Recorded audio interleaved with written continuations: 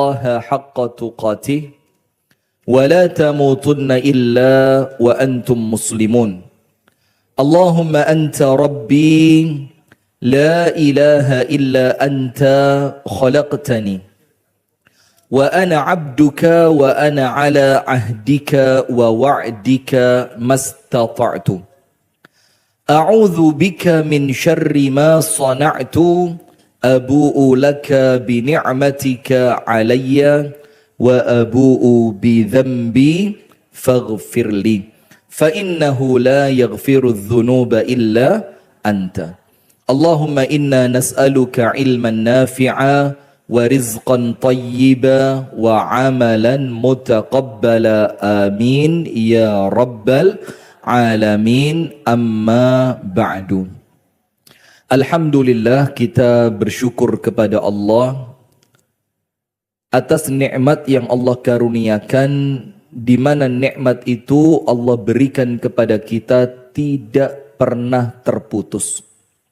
Sebagaimana kita mampu bernafas tanpa kesulitan, mata kita berkedip tanpa kita.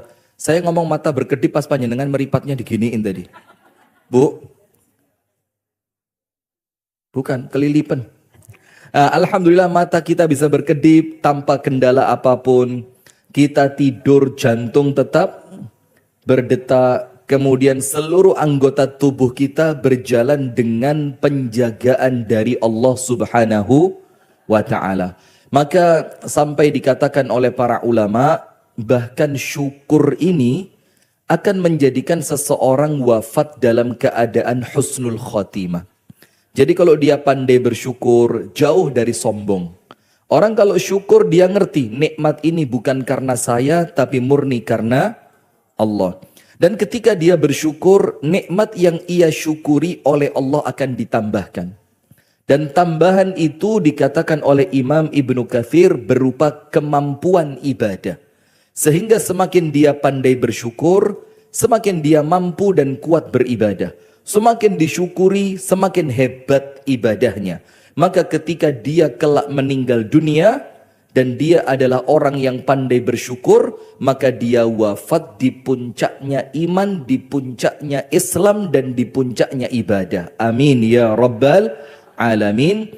Dan itulah yang disebut wala tamutunna illa wa antum muslimun. Salawat beriring salam semoga tercurahkan kepada uswah kita, suri tauladan kita dan kekasih kita bersama, Nabi besar, Nabi agung, An-Nabi Muhammad sallallahu alaihi wasallam, beserta seluruh keluarganya, beserta seluruh istrinya, beserta seluruh sahabatnya, dan seluruh di antara umat dan pengikutnya yang senantiasa setia menjalankan sunnah, tuntunan dan ajarannya ila yaumil qiyamah. Jamaah sekalian, di siang hari ini kita masuk pada sesi wis ya wis, pada bagian yang kedua. Dan pada bagian ini kami akan menjelaskan sedikit saja karena perkara ini panjenengan sampun faham sedoyo. Jadi saya ndak mau nguyai segoro. Karena panjenengan ilmu tentang apa yang akan kita sampaikan sampun ngelontok, sampun ngerti, sampun faham. Jadi kita bikin kajian ini kultum saja. Kuliah terserah antum. Jadi kalau saya pengennya 2 jam ya 2 jam, 3 jam ya 3 jam, wes pokok terserah. Nah, berbicara tentang apa? Tentang musibah kematian. Banyak di antara kita ini yang ditinggalkan orang-orang yang kita cintai. Ditinggalkan orang-orang yang kita sayangi. Bahkan yang sebelum orang tersebut meninggal dunia, mungkin kita kepikiran, lek sampai ditinggal mati aku ra mungkin kuat. Ada nggak yang sempat punya perasaan seperti itu? Dan yang paling besar itu adalah musibah ketika ditinggal wafat oleh orang tua. Bus. Jadi kita tidak pernah bisa bayangin hidup tanpa adanya orang tua. Kita hidup tanpa adanya ibu kita yang terus mengingatkan, nak, wis mangan opo durung.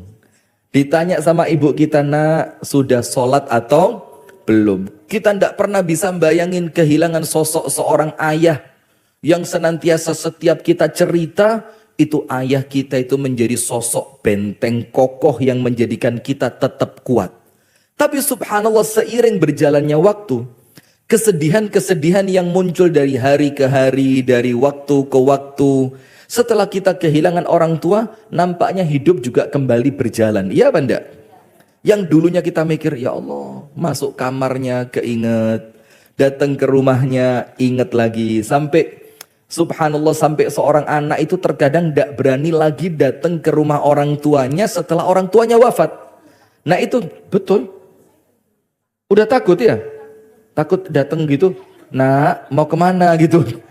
Nah takut memorinya kembali yang kita kemudian apa? Nggak kuat. Nah itulah materi kita Wes Yo Wes di siang hari ini, bahwasanya mereka yang telah meninggal dunia, bukan kemudian kita ingin melupakan mereka, bukan kemudian ketika itu kita ingin melepaskan memori tentang mereka, tapi kita kepingin bagaimana hidup tetap berjalan, kita kepingin bagaimana kesedihan itu tidak berlarut, kita ingin bagaimana kesedihan itu tidak mengganggu kebaikan kita di dunia ini. Faham ya? Nah sekarang poin pertama panjenengan tulis. Kullu nafsin dha'iqatul maut. Bahwasanya semua yang hidup di dunia ini menjadi sunnatullah, menjadi perkara yang lazim dan bukan sesuatu yang heboh, pasti akan mengalami yang namanya kematian. Dan mati itu jamaah di antara dua. Kalau bukan kita yang meninggalkan, maka kita yang ditinggalkan. Jadi mati itu memiliki dua sisi. Orang yang meninggal, maka dia meninggalkan. Orang yang ditinggal, maka dia adalah ditinggalkan oleh orang yang wafat. Nah, tapi tidak sesederhana itu. Ada satu kalimat yang bagus sekali, saya baca sudah 10-12 tahun yang lalu, mungkin saya lupa. Dari seorang ulama yang karismatik. Beliau bernama Asy-Syaikh Salman Al-Audah. Beliau punya buku, Belajar dari Seekor Burung. Itu ternyata buku itu berbicara tentang apa? Tentang qanaah, tentang tawakal, tentang ikhtiar, tentang optimisme, tentang kesederhanaan. Nah, salah satu yang beliau tuliskan di sana, itu beliau nulis begini. Man yafhamul mauta khata, yafhamul hayata khata. Orang yang memahami kematian itu dengan pemahaman yang salah, dia akan memahami kehidupan dengan pemahaman yang salah pula. Jadi kalau memahami tentang kematian, itu cara memahaminya salah, otomatis konsekuensinya dia akan salah memahami tentang kehidupan. Terus beliau ceritakan, ada seorang anak kecil main di pinggir padang pasir, ada tenda milik orang tuanya. Terus ditanya, "Kam anta? Kamu di padang pasir ini berapa orang?" Dibilang sama dia, "Khamsah, 5. Ibu saya, bapak saya, kakak saya 2, dan saya 1. 5. Kakak saya 2 dan saya 1. Lalu Syekh Salman Audah tanya, "Saya tidak lihat 5. Ibumu saya lihat, ayahmu saya lihat, kakakmu yang 1 saya lihat. Tapi kakakmu yang 1 lagi yang kamu bilang kakakmu 2, saya tidak melihatnya mana. Berarti kamu 4, bukan 5. Karena ibu, bapak, ibu, kakak nomor 1, dan kamu. Mana kakak yang satunya?" Apa kata anak kecil itu? "Akhi tahta syajarah." Itu di bawah pohon itu, ada kakak saya yang satunya lagi. Syekh Salman Audah mengatakan, "Loh, sudah meninggal?" "Iya, sudah meninggal." Kata anak kecil itu apa? Kata Syekh Salman Audah apa? "Kalau begitu kalian 4, bukan 5. Anak kecil itu ngotot, "Tidak, kami 5 dan bukan 4. Loh, terus yang 1 mana? "Yang 1 sedang menunggu untuk kami datang ke tempatnya." Bayangin, ini anak kecil yang kemudian mengajarkan kepada Syekh Salman Al-Audah bagaimana ternyata orang yang meninggal itu pada hakikatnya tidak berpisah. Tapi mereka sedang pergi ke tempat peristirahatan yang lain yang kita pun akan datang pada waktunya ke tempat yang sama. Nah maka kata Syekh Salman Al-Auda, maka dengan itu kematian itu bukanlah akhir dari segalanya. Kematian itu adalah terminal kita untuk melanjutkan kehidupan yang selamanya. Sehingga orang yang memahami kematian itu akhir segalanya, maka dia akan memahami kehidupan sakarepe dewe. Nanti mati toh selesai. Maka sekarang ada kasus lagi rame di daerah kami, itu namanya tren bunuh diri. Tahu enggak? Jadi ada satu jembatan dari arah Kota Batu, biasa aja, nggak usah kaget. Kayak belum pernah aja. Mau dicoba? Astagfirullah, na'udzubillah min dalik. Dari Kota Batu ke arah Mojokerto lewat Pacet. Nah, itu nanti ada di sana, ada pemandian air hangat Cangar. Nah, di Cangar itu nanti Anda lewat lagi agak jauh ada jembatan. Jembatannya curam banget. Itu sudah 2 kali kejadian dan qadarullah keduanya tertangkap kamera. Anak muda tiba-tiba berdiri aja depan jembatan gitu. Tidak lama setelah itu sudah hilang, tiba-tiba dapat berita mati bunuh diri. Dan dua-duanya subhanallah sama. Artinya sempat ketangkep kamera, tiba-tiba terdengar lewat berita orang tersebut telah mati apa?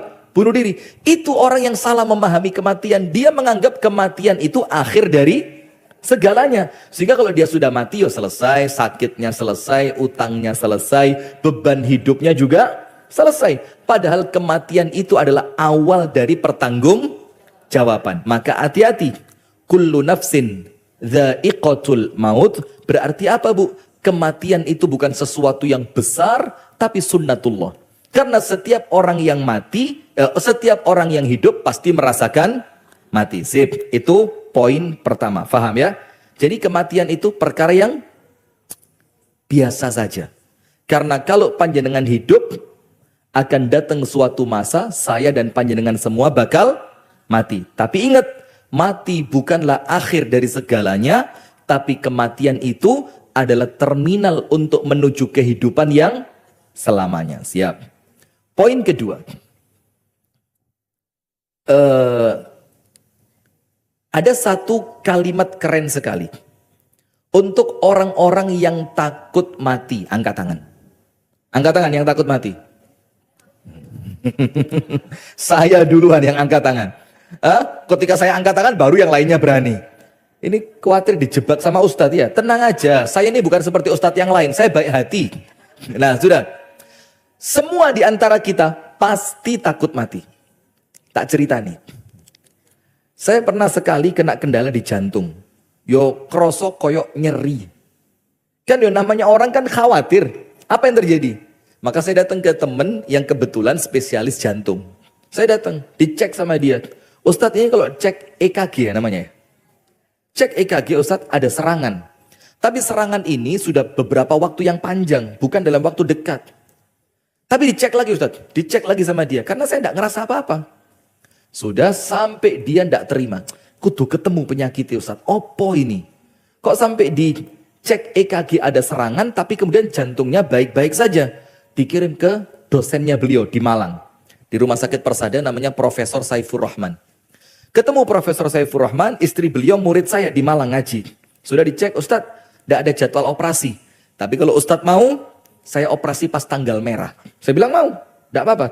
Maksudnya di operasi itu dikateterisasi, mau dicek, ono opo jantungnya ini gitu. Kok ada kelihatan ada gejala seperti sumbatan segala macam. Subhanallah, berangkat. Datang di waktu yang ditentukan, masuk ruang operasi. Ketika itu, kan ada alat untuk mengukur tensi darah. Sehingga nanti kalau tensinya naik, operasi ditunda. Itu ketika lampu operasi dinyalain, plak. Saya seumur hidup tidak pernah tahu itu apa operasi segala macam. Wah itu operasi kecil, mek disuek titik, gitu loh. Untuk memasukkan apa? Kabelnya itu, selangnya itu yang ada kameranya untuk ngelihat. Sudah, qadarullah, darah saya naik 200. Sudah. Pak jenengan tahu itu Profesor Saifur Rahman. Jenggotnya lebih panjang beliau dibanding saya. Profesor Saifur Rahman bilang apa? Ustadz kenapa? Takut mati ya? Lah wong ustad kok takut mati? Tak pikir, loh, ustad lah ndek ngarepe sampean. Lah lek ndek mburi yang menungso biasa saya ini yang kepikiran lek iki sampai mati, dosaku akeh, durung tobat bakal ciloko. Nah, subhanallah. Kemudian Profesor Saifur Rahman bilang apa? Ndak ono ustad wong dikateterisasi mati ku durung ono ceritane. Lek ono ya sampean pertama. Lu naik lagi tuh darah itu. Nah, sudah, itu cerita aja bahwa memang nampaknya semua dari kita pasti takut mati, apalagi di waktu-waktu yang memang waktu itu ada kemungkinan kita bakal mati. Pesawat turbulence. Anda enggak pernah naik pesawat sih ya? Sabar. Nggak usah marah, biasa aja. Pesawat kalau turbulence bagaimana? Tung. Itu perasaan di hati apa? Yang pernah aja, yang nggak pernah biasa aja, tenang. Yang pernah aja, yang biasa naik becak, tenang aja sudah ya. Itu hati langsung mengkeret, langsung kepikiran apa? Ya Allah, anakku cilik. Ya Allah. Nah, itu pasti normal. Nah, sekarang begini.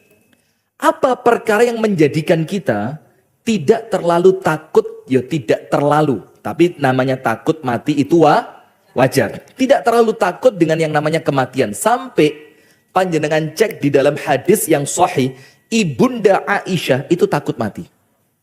Sekelas Ibunda Aisyah. Istrinya siapa? Istrinya Nabi. Yang kemudian insya Allah lah. Gak mungkin kan sama Nabi tidak ditolong. Uang istrinya sendiri kan begitu. Itu pun takut mati. Maka Rasulullah bersabda, "Man ahabba liqa Allah, ahabballahu liqa'ahu. Wa man kariha liqa Allah, karihallahu liqa'ahu." Orang yang senang ketemu Allah, Allah senang ketemu dia. Dan orang yang benci berjumpa dengan Allah, Allah benci perjumpaan dengannya. Ibunda Aisyah dalam tanda kutip sempat salah faham. Apa kata Ibunda Aisyah? Ya Rasulullah, man minna la yakrahul maut. Ya Rasul, gak masuk akal kata Ibunda Aisyah. Siapa di antara kita yang gak takut mati? Dianggap oleh Ibunda Aisyah berjumpa Allah itu mati. Maka Ibunda Aisyah bilang, siapa sih yang senang mati? Kok dibilang barang siapa senang berjumpa dengan Allah, Allah senang berjumpa dengan dia. Maka Ibunda Aisyah mikir, loh kok senang mati? Sopo wonge sing seneng mati? Tidak ada. Maka Ibunda Aisyah tanya, man minna la yakrahul maut. Ya Rasul, tidak ada orang tidak benci mati, itu tidak ada. Ternyata Rasulullah mengatakan apa? Oh Aisyah, maksudnya bukan mati. Ketemu Allah itu artinya barang siapa senang berjumpa dengan Allah di dalam ibadah, itu menunjukkan Allah senang ketemu sama dia. Tapi orang yang enggan berjumpa dengan Allah di dalam ibadah, itu arti memang Allah tidak mau ketemu sama dia. Nah, maka itulah ibu-ibu kalau buka, ya ayyatuhan nafsul mutmainnah, irji'i ila rabbiki radiyatan mardiyah, fadkhuli fi ibadi wadkhuli jannati. Ya ayyatuhan nafsul mutmainnah, wahai jiwa-jiwa yang tenang. Irji'i, ayo pulang. Maka lihat, Allah membahasakan kematian itu Bu, itu pulang. Saya mau tanya sama panjenengan, kalimat pulang itu Bu, nyenengke atau bikin orang takut? Gini, biar lebih mudah ya. Ada orang kerja merantau keluar pulau. Menjelang Idul Fitri ada istilah mudik. Biasa sebelum mudik dia siapin oleh-oleh, dia siapin tiket, dia siapin segala macam. Karena apa? Ada kalimat pulang. Seneng apa enggak orang yang mau mudik itu? Orang yang tidak seneng pulang cuma satu. Orang yang bermasalah. Iya, kalau bermasalah dengar kalimat pulang, wedi. Coba seorang anak yang ketahuan melakukan kejahatan pulang ke rumah orang tuanya, takut. Pulang kampung, ternyata di kampungnya banyak utang, takut. Tapi kalau tidak punya masalah, kalimat pulang itu kalimat yang menyenangkan. Wes panjenengan nate SD mboten? Panjenengan sanes SD nggih, SR nggih? Oh SD, oh ndak terima. Nah, yang pernah sekolah SD, SR, SMP, kan biasa ketika di akhir jam pelajaran itu Bu Guru, Pak Guru kasih pertanyaan yang bisa jawab, boleh pulang. Seneng apa enggak? Senang karena kalimat pulang itu nyenengin. Nah, maka Allah Ta'ala membahasakan kematian itu pulang.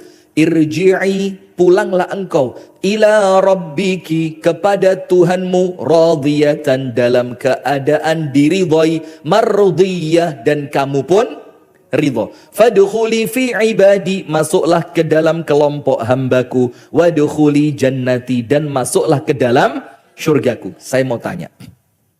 Ya ayyatuhan nafsul mutmainnah. Mutmainnah di dalam ayat itu artinya apa? Menjelang wafat atau sebelum wafat?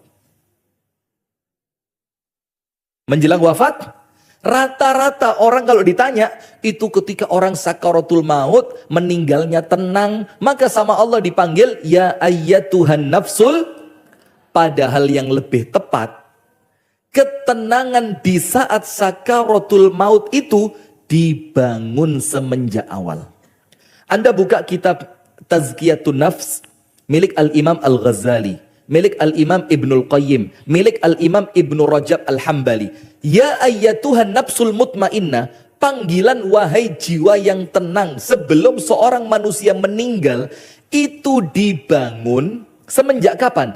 Ketika jiwanya pas si enom, si waras, si sehat, si cukup, segala macam, itu jiwa ketika diajak ibadah kerasa tenang.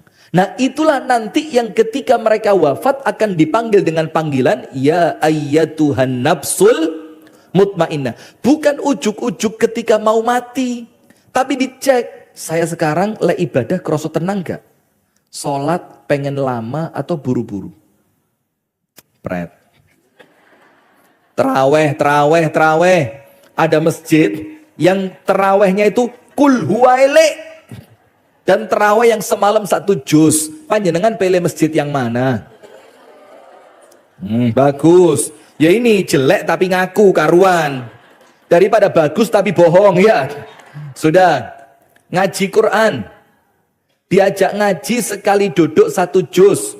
Dibandingkan ngaji dewe-dewe untuk mek sak lembar, milih mana? 1 juz atau 1 lembar? Nah, itulah Bu yang menilai bukan orang lain. Siapa? Diri sendiri. Bagaimana keadaan jiwa saya ketika digunakan untuk ibadah? Ketika ibadah jiwa saya terasa tenang, itulah orang yang nanti kematian itu akan menenangkan untuk dia. Faham boten? Nah, jadi tenangnya ketika wafat itu diatur mulai sekarang. Mulai sekarang. Ditoto, sholat dilatih supaya tenang. Baca Quran dilatih supaya tenang. Ketika dengar pengajian dilatih nuansa di tempat ngaji itu menjadikan hati saya tenang. Ketika dipakai silaturahim, keroso silaturahim terasa menenangkan. Kalau ibadah-ibadah itu menjadikan panjenengan tenang ketika di dunia, maka ketika kelak panjenengan wafat dipanggil ya ayyatuhan nafsul mutmainnah. Nah, sehingga proses ketenangan ketika wafat itu diawali ketika hidup. Salate ditoto, ngajine ditoto, posone ditoto, sama suami sikapnya harus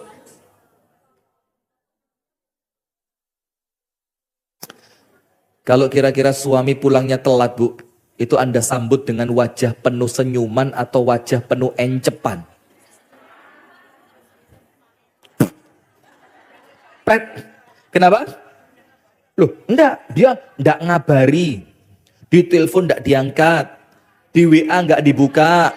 Tiba-tiba dia datang dengan perasaan tidak bersalah. Assalamualaikum. Kira-kira panjenengan apa yang Anda lakukan apa? Alhamdulillah. Saya minta nomor HP suami panjenengan ya. Nanti saya bilang sama.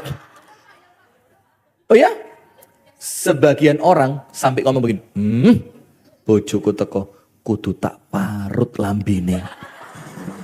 Astagfirullah. Nah, maka tidak boleh begitu. Jadi semua kehidupan kita 24 jam harus di dalam ibadah. Yang ibadah itu ketika kita lakukan, hati kita terasa apa? Tenang. Sehingga ketika sehari tidak baca Quran, terasa ada yang kurang. Kok nggak nyaman ya? Dicek. Oh, ternyata saya belum baca Al-Quran. Ketika sudah masuk waktu azan, tidak kunjung sholat, hatinya terasa apa? Gelisah. Kok ya Allah, padahal ada acara. Nah, itulah kelak mereka yang wafatnya kebaikan. Nah, saya kasih ilustrasi orang yang takut mati. Saya sama, panjenengan juga sama. Tapi insya Allah panjenengan jauh lebih baik lah. Amin.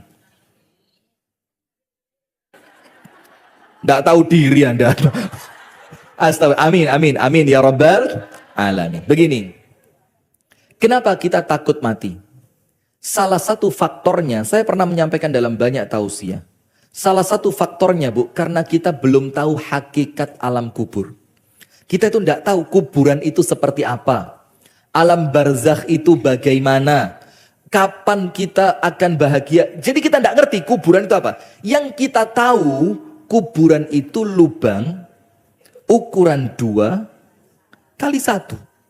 Yang kalau kita sudah masuk ke dalamnya, ditutup pakai telisik, diuruk pakai tanah, diinjek-injek sampai padat, kemudian jamaah pulang, cacingnya keluar. Iya, cacing.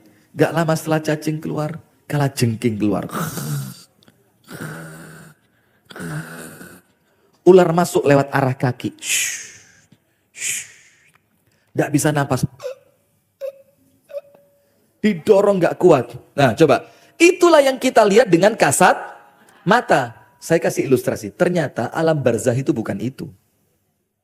Itu cuma tempatnya saja. Tapi alamnya, itu alam yang 100% berbeda dengan apa yang Anda lihat 2x1 tadi. 2x1 untuk orang yang ahli maksiat tidak pernah taat, itu bisa lebih sempit dari 2x1. Wal taffatis saqu bis-saq.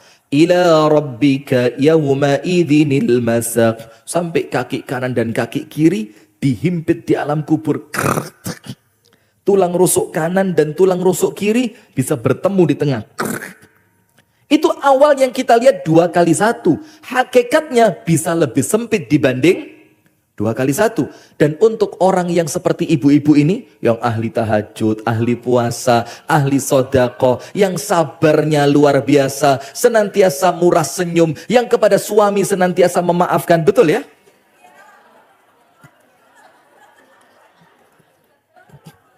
Amin gitu loh minimal. Iya. Nah, maka untuk panjenengan yang baik-baik ini, itu yang nampak kasat matanya 2x1, dia bisa luas seluas pandangan mata.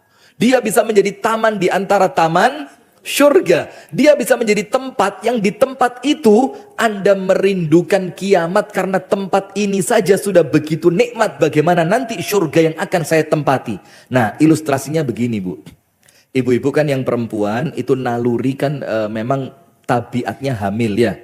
Nikah kemudian hamil. Nah ketika ibu-ibu hamil, itu kan janin di perut ibu-ibu sekalian. Itu kalau kita mau sedikit lebay, itu janin itu pada awalnya Bu nggak mau keluar.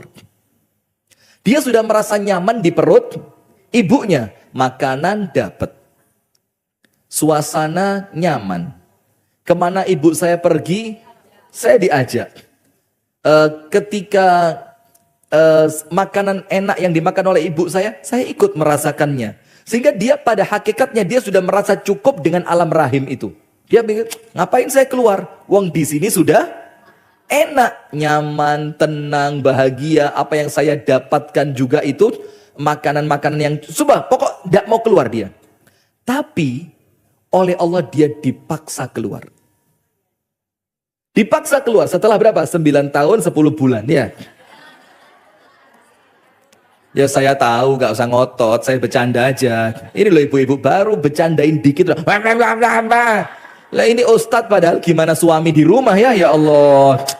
Sudah 9 bulan 10 hari. Dipaksa oleh Allah keluar. Bul. Awal dia keluar apa yang dia lakukan? Karena dia kecewa, kenapa saya dikeluarkan dari tempat yang sebelumnya saya sudah merasa nyaman. Yang ada di pikiran bayi, dunia itu ya perut ibunya, tidak ada lain. Tapi oleh Allah dipaksa untuk apa? Allah tunjukkan ada alam yang lebih luas. Jadi awalnya dia menangis.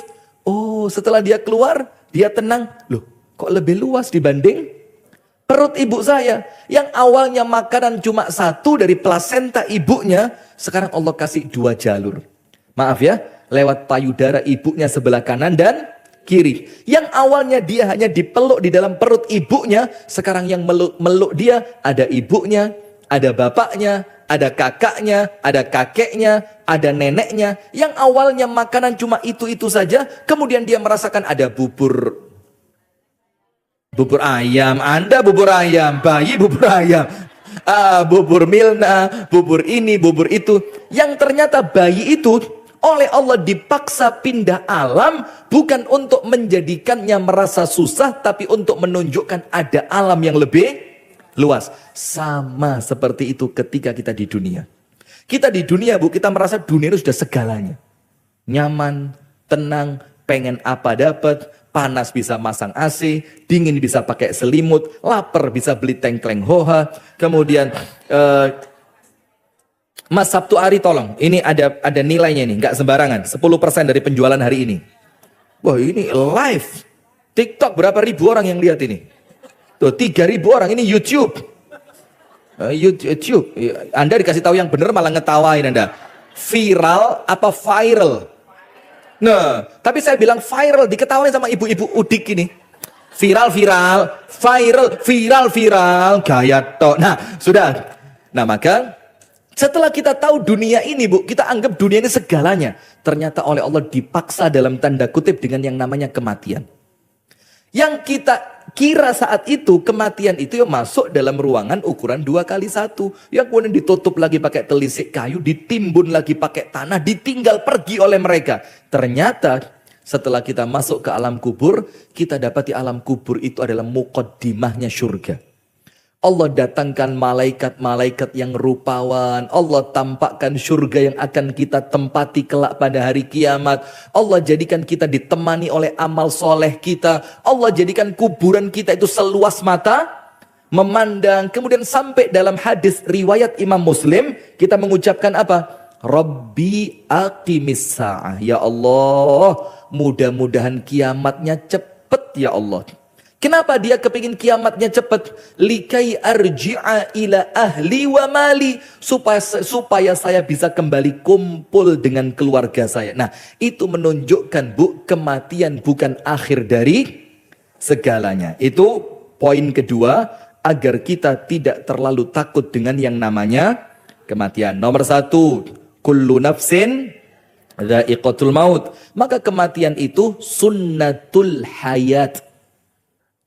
Sesuatu yang pasti untuk mereka yang hidup, pasti mati. Maka mati bukan sesuatu yang besar, bukan sesuatu yang terlalu mengerikan, tapi sesuatu yang berupa sunnatullah. Orang yang hidup pasti mati.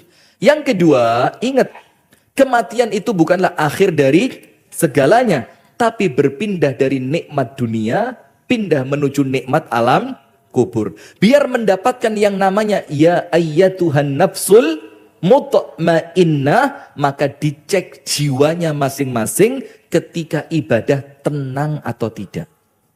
Kalau dipakai ibadah tenang, insya Allah wafatnya pun dalam keadaan yang tenang. Tapi kalau dipakai ibadah belum terasa tenang, dipakai baca Al-Quran belum nyaman, duduk di majelis taklim gelisah, nah itu perlu diperbaiki. Jangan sampai dalam keadaan seperti itu kita wafat. Na'udzubillah min dzalik. Nah, kemudian poin yang ketiga, perhatikan. Sing wis, ya wis. Untuk mereka yang telah meninggalkan kita. Saya pribadi tidak omong kosong. Saya pribadi pernah ditinggalkan, anak saya meninggal di usia 8 tahun. 8 tahun. Dalam keadaan saya tidak di rumah. Jadi itu, ya Allah, itu saya dapat berita ini pas saya sedang mau berangkat sholat subuh. Saya mandi di Kota Batu, anak saya di Kasembon, 40 kilo jaraknya. Sudah diketuk sama istri saya, Bang, Mujahid meninggal. Itu kaki, Bu, rasanya kayak nggak ada tulangnya. Langsung seketika, brek, jatuh. Di kamar mandi. Memang tidak semudah itu ngomong, ikhlaskan, yang sabar.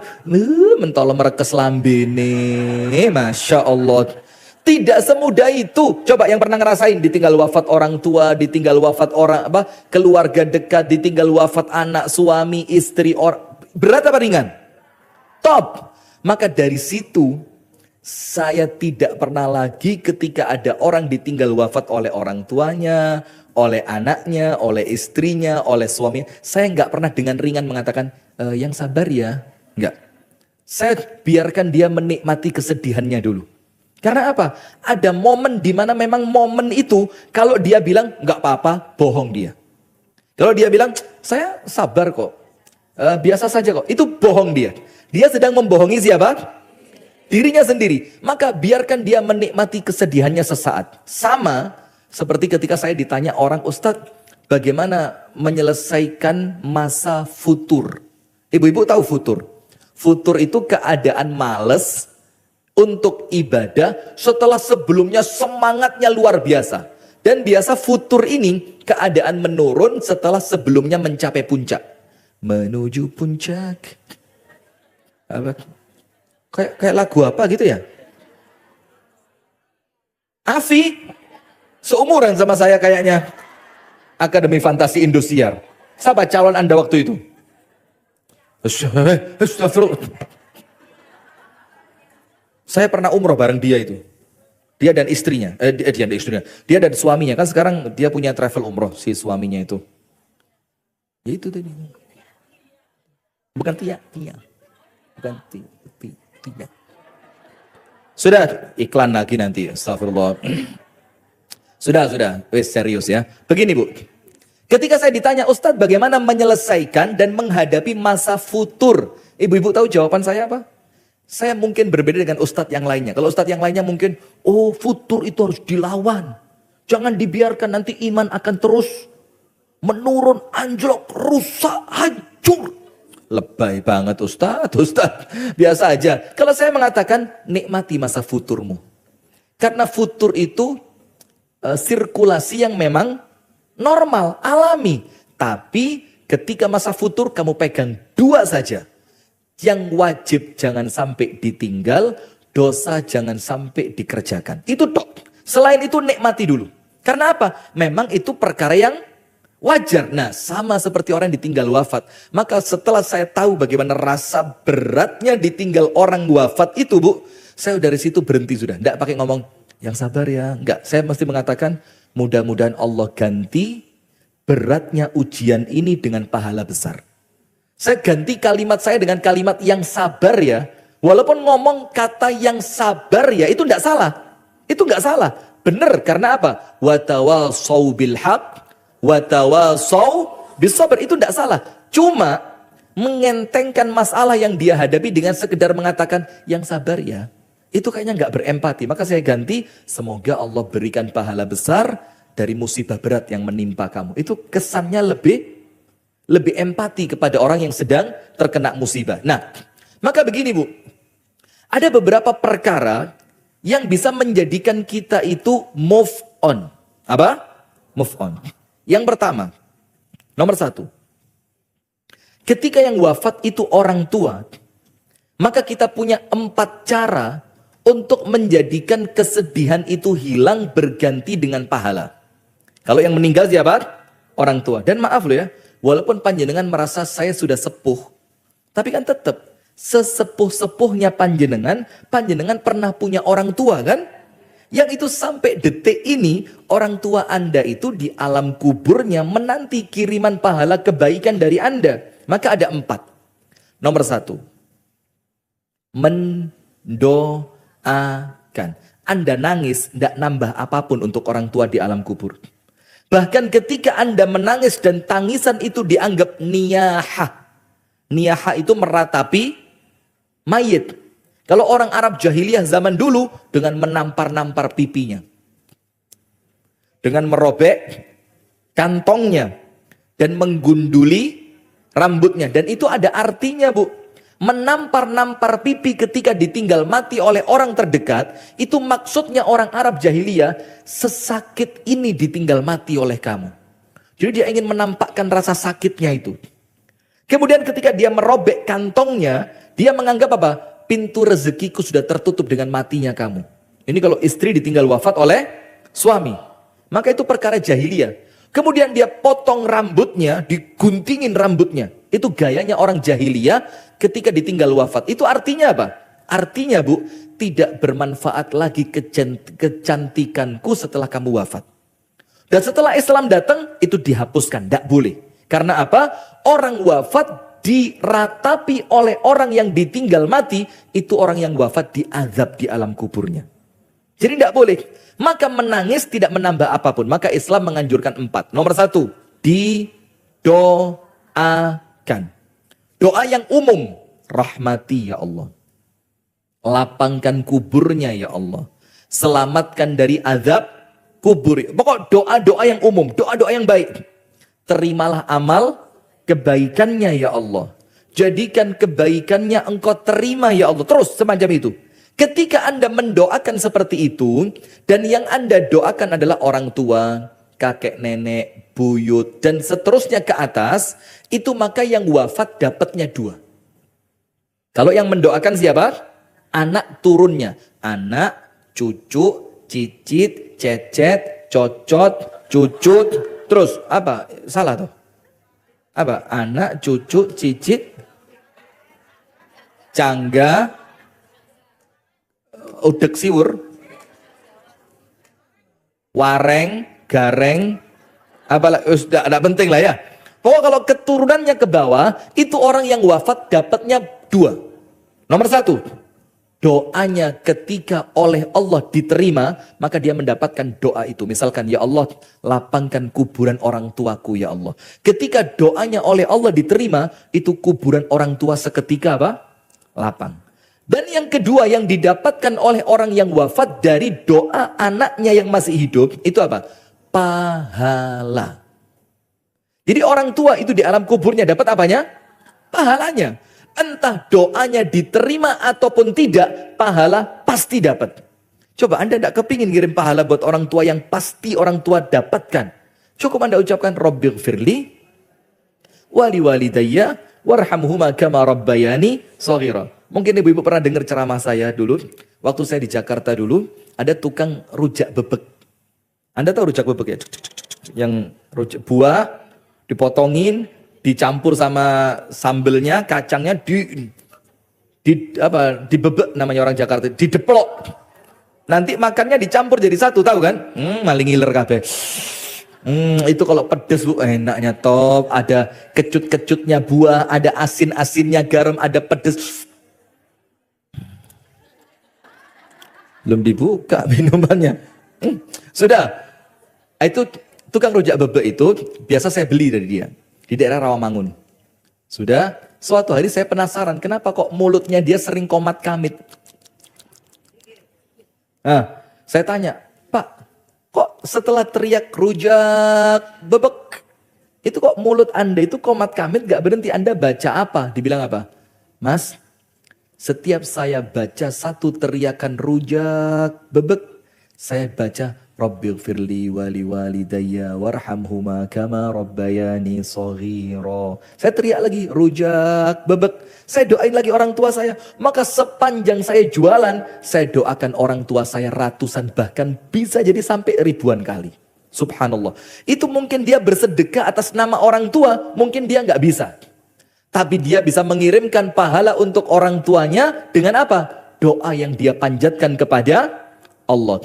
Bahkan ada jenazah yang dihentikan hukumannya di alam kubur. Sampai jenazah itu merasa aneh. Malaikat udah capek. Kok nggak mukulin saya gitu loh. Malaikatnya bilang nggak ada capek. Kalau anak mau anak pukul lagi ente. Kenapa berhenti? Allah perintahkan saya untuk berhenti karena anakmu sedang mendoakanmu. Bayangin. Ada lagi cerita yang lain ketika orang tua itu didoakan oleh anaknya. Itu derajatnya naik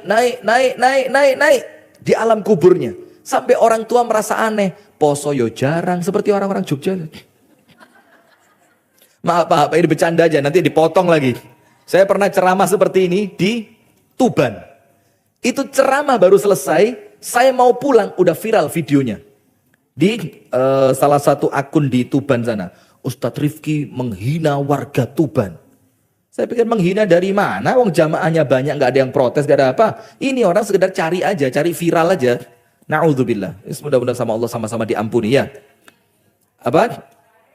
Viral, yes. Viral itu yang ibu-ibu biar tidak hamil itu kan pakai viral itu. Apa? Oh, spiral. Spiral, ya, spiral. Spiral. Sudah, astagfirullah. Saya ini tadi di bawah, saya sudah niat, Bu. Saya mau ngaji serius, saya tidak mau bercanda. Dibercandain sama ibu-ibu. Sampai spiral. Dari mana spiral? Anda datang ke bidan mau pasang spiral.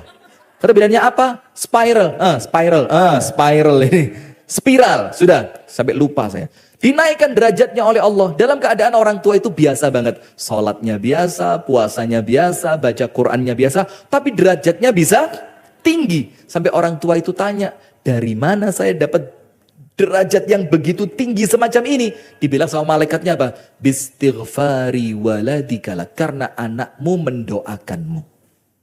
Jadi coba sekarang panjenengan.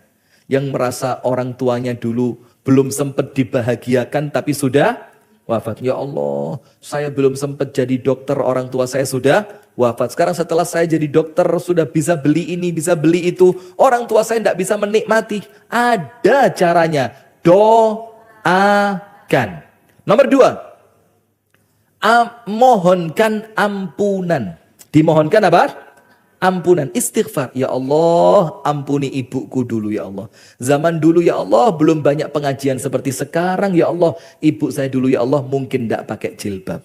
Ada enggak yang begitu? Ada, karena zaman dulu tidak seperti sekarang. Sekarang Masya Allah Bu, pakai jilbab itu keren. Iya apa enggak? Bahkan ada ibu-ibu yang kalau pakai jilbab kelihatan cantik. Jilbabnya dilepas. Rambutnya kelihatan putih. Siapa yang ngomong tadi? Bilang dia rambutnya kelihatan putih. Nah, zaman dulu Bu, tidak seperti sekarang. Maka kesalahan orang tua kita di zaman dulu, yang sekarang kita bisa melakukan dengan benar, itu dimohonkan ampun. Ya Allah, ayah saya dulu ya Allah, tidak bisa baca Al-Quran ya Allah. Karena ayah saya mulai kecil bekerja, sampai dia menikah bekerja untuk anak dan istrinya. Maka ya Allah, ampuni kesalahan ayah saya yang tidak bisa membaca Al-Quran. Doain, mohonkan apa? Ampunan. Ketika seorang anak memohonkan ampunan untuk orang tuanya, maka permohonan ampunan itu nyambung ke orang tuanya di alam kubur. Orang tuanya dapat 2. Nomor 1 dapat pahala. Nomor 2 dosanya oleh Allah betul-betul diampuni. Nomor 3 ketika yang wafat siapa? Orang tua. Bersedekah atas nama orang tua. Dan saya mesti ngomong sama teman-teman saya yang orang tuanya sudah meninggal. Orang cerdas yang kalau sedekah di atas namakan orang tua. Itu cerdas. Kenapa? Dia dapat berlipat-lipat. Nomor 1, dia dapat pahala bersedekah. Tetap dia dapat pahala apa? Sedekahnya. Nomor 2, dia dapat pahala berbakti kepada orang tua. Nomor 3, orang tuanya dia di alam kubur juga dapat pahalanya. Dibandingkan sedekah atas nama pribadi, hanya untuk kita. Kita tidak dapat pahala berbakti kepada orang tua. Kita tidak kirim pahala kepada orang tua kita di alam kuburnya. Maka ikhtiarkan setiap ibu-ibu bersedekah, niatkan ya Allah untuk ibu saya. Ada satu cerita di zaman para salaf. Ada seorang anak tiap pagi berangkat kerja, itu mesti dia bersedekah atas nama ibunya. Setiap keluar rumah, untuk ke tempat kerja, dia sedekah untuk ibunya. Suatu hari, dia tidak punya duit, tidak punya makanan, tidak punya apapun. Dalam keadaan dia punya kebiasaan, saya tidak boleh berangkat kerja, kecuali saya mengirimkan pahala untuk siapa? Ibu saya. Apa yang terjadi Bu? Dia mengais sampah. Dia nemu apa? Kulit semangka. You know kulit semangka? What in English semangka? Watermelon, okay? You want my lecture in English or in Indonesia? Or? Iki bahasa Jawa ora ngerti, di Inggris mana ya? Saya ini sekarang kok rodok sombong ya, astagfirullahaladzim. Dosa besar ini. Tapi kayaknya pantas saya sombong, pinter loh saya. My English is great. Tadi malam saya kedatangan tamu di pondok sana, di pondok rimba sana. Dari Turki. Perempuan dari Turki. Istri saya lihat dah ini. Kalau istri saya lihat panjenengan tanya cantik, saya akan berbohong, saya bilang jelek. Tapi kalau istri saya tidak lihat, saya akan jujur. Sudah tidak bisa bahasa Arab, bahasa Indonesianya terbata-bata. Jadi saya speaking in English. No little, much. Jadi start from 9 p.m. until, not 9. 10 p.m. until 12. 00. 00.00.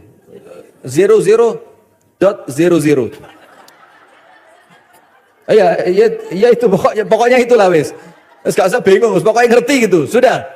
Maka Bu, subhanallah, ketika orang itu bersedekah atas nama orang tuanya, dia dapat berlipat-lipat. Berbakti kepada orang tua, ada pahalanya. Sedekah yang dia keluarkan, ada pahalanya. Orang tuanya di alam kubur pun juga mendapat pahalanya. Maka yang ketiga untuk orang tua, jadikan setiap Anda bersedekah, ya Allah ini untuk orang tuaku. Nah, suatu hari laki-laki tadi ketika mau berangkat ke kerja, tidak dapat apa yang dia sedekahkan.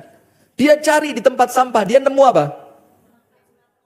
Kulitnya, bukan semangkanya. Kulit semangka. Apa yang dia lakukan?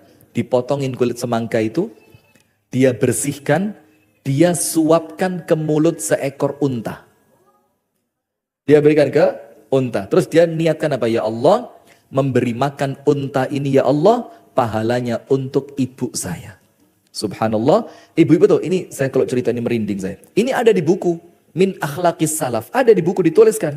Malamnya itu anak ngimpi. Ketemu ibunya di mimpinya. Terus ibunya bilang apa? Terima kasih Yona, tiap hari kamu kirimi ibumu ini pahala. Pas ibu itu terasa kepingin semangka dan kamu kirimkan semangka ke makam ibumu. Subhanallah. Coba lihat.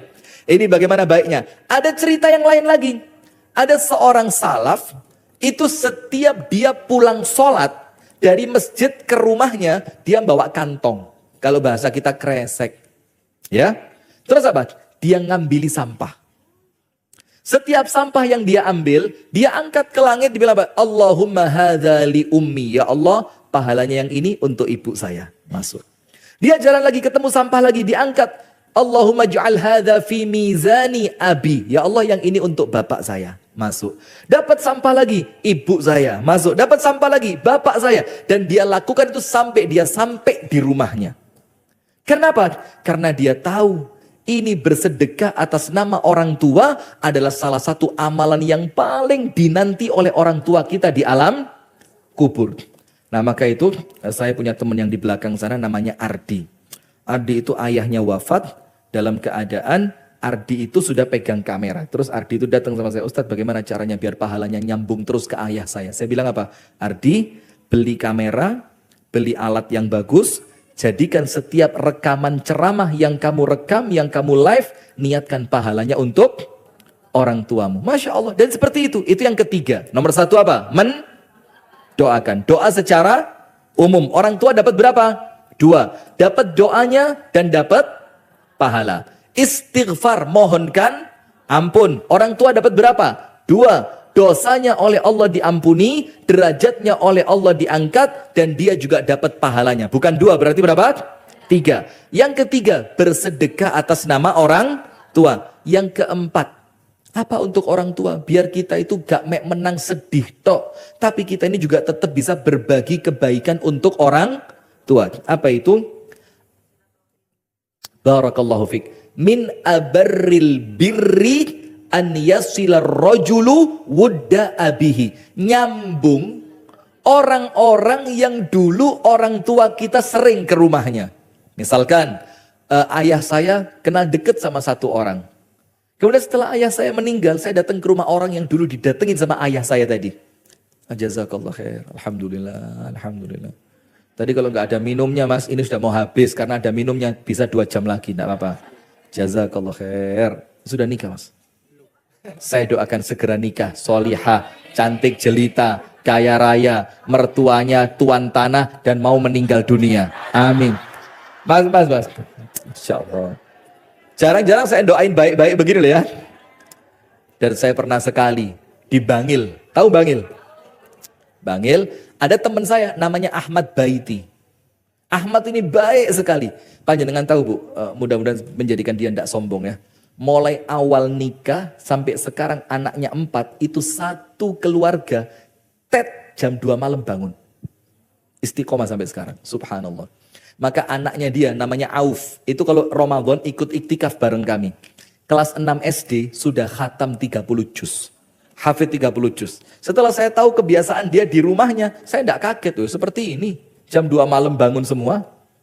Ngaji, zikir, doa, sholat, sampai subuh. Setelah subuh mandi, berangkat ke sekolah. Masya Allah. Nah sudah, suatu hari Ahmad ini, kalau saya bercandain, saya bilang gini, Ahmad, zawwajakallah arba'ata abkarin. Ajilan ghaira ajil. Saya ngomong sama Ahmad, Ahmad, mudah-mudahan kamu sama Allah dikasih karunia Ahmad, nikah dengan 4 orang gadis, cepet gak pakai lambat. Biasa kalau saya doain dia begitu Bu, itu langsung ngadep saya. Amin, gitu. Nah, suatu hari saya ngisi pengajian di Bangil, di dekat rumahnya Ahmad. Pengajian subuh, suara saya serak. Ahmad bawain air anget. Saya kan terima kasih sama Ahmad. Saya doain Ahmad tadi. Ahmad, zawwajakallah arba'ata abkarin ajilan ghaira ajil. Mat, mudah-mudahan nikah 4 dengan perawan, Mat. Gak lama, Mat. Segera setelah ini, Mat. Itu Ahmad kok gak amin. Dia noleh gini langsung pergi. Saya sudah mulai ngeredek. Oh, no, apa-apa mesti ki Ahmad ini. Sudah, setelah ceramah semuanya selesai, saya lupa kejadian tadi. Ada satu orang kita makan harisa. Tahu harisa? Gini. Saya makan bubur harisa sama beberapa orang. Terus satu orang di masjid itu ngomong, Ustadz tahu enggak tadi ada laki-laki pakai koko warna kuning. Pas di depan antum. Iya saya lihat. Ustadz itu laki-laki biasanya kalau zikir setelah sholat begini Ustadz. Hari ini Ustadz zikirnya dia begini Ustadz. Saya enggak ngeh. Apa maksudnya? Saya bilang, apa Mi? Ente tahu itu siapa? Itu mertuanya Ahmad. Allahu Akbar. Ternyata siapa? Astagfirullahaladzim. Langsung saya WA Ahmad. Mat, posisi dan kondisi Mat. Kata Ahmad apa? Aman. Ini yang tidak aman istri saya WA. Bang, tamu dari Turki semalam ternyata perempuan ya bang. Kok tidak ngomong kalau dia, ini lihat di YouTube apa TikTok? Alamat Kak Mulih ini Bu. Astagfirullahaladzim. Sudah, lanjut. Sudah. Maka yang keempat, itu nyambung siapa? Orang-orang yang dulunya disambung oleh orang tua kita. Entah ibu kita atau bapak kita datang ke rumahnya. Bawain makanan, bawain kue, bawain apa? Apalah yang dia suka gitu ya. Buah-buahan, parsel. Terus duduk 10 menit, 5 menit. Ngomong apa adanya. Ini saya melanjutkan apa yang dulu dilanjutkan oleh, apa yang dulu dilakukan oleh orang tua saya. Saat itu orang tua Anda di alam kubur disiram pahala oleh Allah Subhanahu wa ta'ala. Baik, penutup. Sudah 1 jam setengah. Cepet apanya saya sudah nak. Bismillah. Penutup. Wis, yo wis. Jadi begini Bu, ketika ada kerabat kita, orang tua, suami, istri, anak, kakak, adik yang meninggal duluan. Pada hakikatnya Bu, itu cuma beda waktu keberangkatan. Karena terminal akhir kita insya Allah sama, yaitu surga. Cuma boleh jadi, kereta yang dinaiki oleh ibu kita itu kereta jam 4 sore. Mungkin kita jam 7 malam. Mungkin nanti anak kita jam 12 malam. Tapi ending terminal akhirnya semuanya sama. Sehingga perpisahan di dunia dengan kematian itu perpisahan yang sementara, akan ada pertemuan yang selama-lamanya kelak di surganya Allah Subhanahu wa ta'ala. Allah ta'ala berfirman, "Walladzina amanu wattaba'athum dzurriyyatuhum biimanin alhaqna bihim dzurriyyatahum." Orang-orang yang beriman, kemudian keimanan itu berlanjut estafet kepada anak turun mereka, maka kami yaitu Allah akan kumpulkan mereka kelak bersama-sama di surga kembali. Syaratnya apa? Iman dan ibadahnya harus sempurna. Baik ibu-ibu sekalian, sing wis, ya wis, insya Allah Mudah-mudahan semua di antara kita oleh Allah diberikan sehat walafiat. Allah berikan kepada kita panjang umur. Allah berikan untuk kita semua istiqomah. Sampai kelak kita wafat dalam keadaan husnul khotimah. Kita wafat dalam keadaan sujud di waktu sholat. Kita wafat dalam keadaan sedang membaca Al-Quran. Kita wafat dalam keadaan sedang puasa. Dalam keadaan diridhoi oleh Allah. Dan dosa-dosa kita diampuni. Amin ya Rabbal Alamin. Dari kami sekian saja. Kami kembalikan kepada MC. Mungkin ada apa tanya jawab atau apa. Wallahu ta'ala a'lam bisawab. Falyatafaddal mashkuran.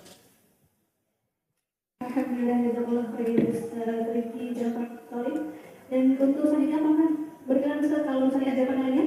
Benar, oke. Boleh. Satu penanya nomor dan satu pertanyaan saja. Maka dari Ibu. Ya, boleh, silakan.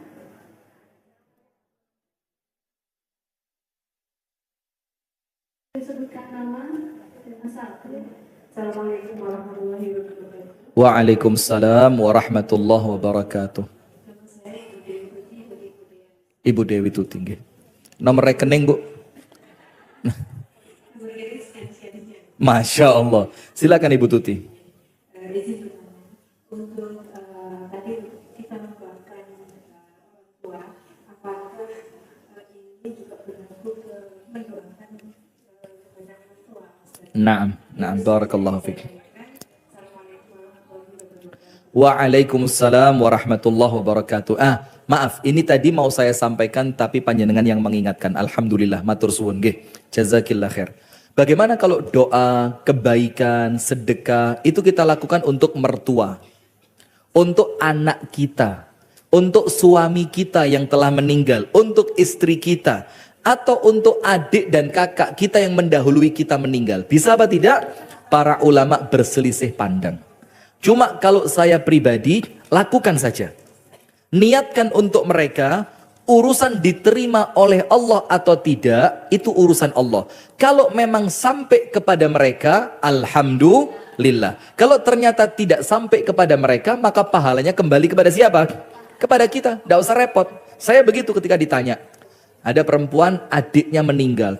Dia sayang banget sama adiknya. Dia bilang, boleh nggak saya sedekah atas nama adik saya? Kan yang umum di hadis itu sedekah atas nama orang tua. Saya bilang sedekah atas nama adikmu. Mudah-mudahan sama Allah diterima. Kalaupun tidak, minimal sedekah itu kembali kepadamu dan engkau dapat kebaikan karena engkau menyayangi adikmu. Jadi tidak usah bingung. Lakukan, doakan, sambung, sedekahkan untuk orang tua, untuk mertua. Mudah-mudahan sama Allah diterima. Wallahu ta'ala a'lam bissawab. Jazakumullah khair. Kami tutup. Kita berdoa bersama-sama. Mudah-mudahan majelis kita ini majelis yang oleh Allah diberkahi. Majelis yang di dalamnya Allah menurunkan rahmatnya. Dan setelah kita berpisah, semoga Allah mengampuni dosa-dosa kita. Amin ya Rabbal Alamin. A'udzu billahi minasyaitonir rajim. Bismillahirrahmanirrahim.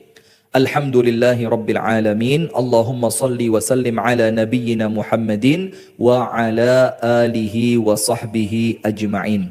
Allahumma ghafir lil muslimina wal muslimat wal mu'minina wal mu'minat al ahya'i minhum wal amwat innaka sami'un qaribun mujibud da'awat ya Rabbana ya qadhiyal hajat. Rabbana ghafir lana dhunubana wa liwalidina warhamhum kama rabbawna sighara. Allahumma ya Rabbana hab lana min azwajina wa dhurriyyatina qurrata a'yun waj'alna lil muttaqina imama. Allahumma ya muqallibal qulub thabbit qulubana ala dinika wa ta'atik. Allahumma inna nas'aluka husnal khatimah wa na'udzu bika ya Rabbana min su'il khatimah. ربنا ظلمنا أنفسنا وإن لم تغفر لنا وترحمنا لنكونن من الخاسرين لا إله إلا أنت سبحانك إنا كنا من الظالمين ربنا آتنا في الدنيا حسنة وفي الآخرة حسنة وقنا عذاب النار وصل اللهم وسلم وبارك على نبينا محمد والحمد لله رب العالمين. Kami tutup dengan doa kafaratul majlis. Subhanakallahumma wa bihamdika asyhadu an la ilaha illa anta astaghfiruka wa atubu ilaik. Assalamualaikum warahmatullahi wabarakatuh.